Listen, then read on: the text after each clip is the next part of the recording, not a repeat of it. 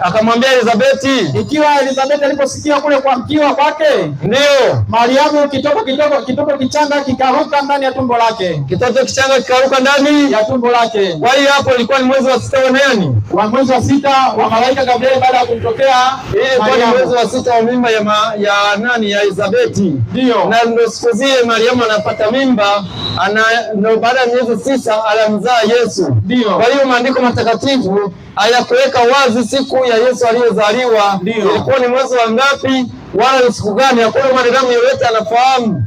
Ukweli ni kwamba hakuna mwanadamu anafahamu siku ambayo Yesu alizaliwa.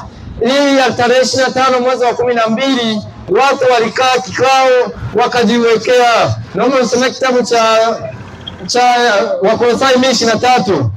Wakolosai 2:23 inasemaje? Wakolosai 2 aya yake ni 23 inasema. 23 inasema. Ndio.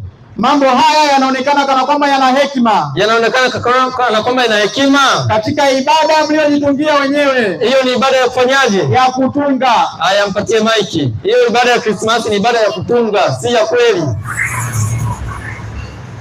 Umelizika na jibu? Bado sijaelewa. Ni kwamba ndio unasema malaika alitumwa apeleke habari kwa Maria kwamba atapata mimba. Ndio. Atapata mimba, atamzaa mwana ambaye ndio Yesu. Sasa wakati anatumwa ilikuwa mwezi wa 6. Ulikuwa ni mwezi wa 6 wa mimba ya Elizabeti.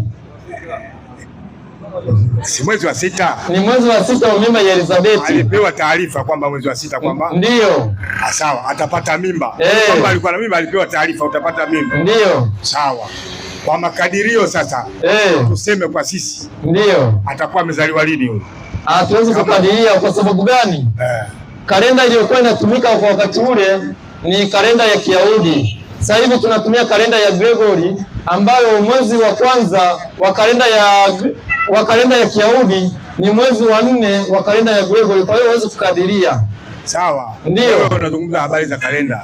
Mimi nazungumza habari za kuzaliwa. Kuzaliwa kwenye na kalenda na vitu tofauti.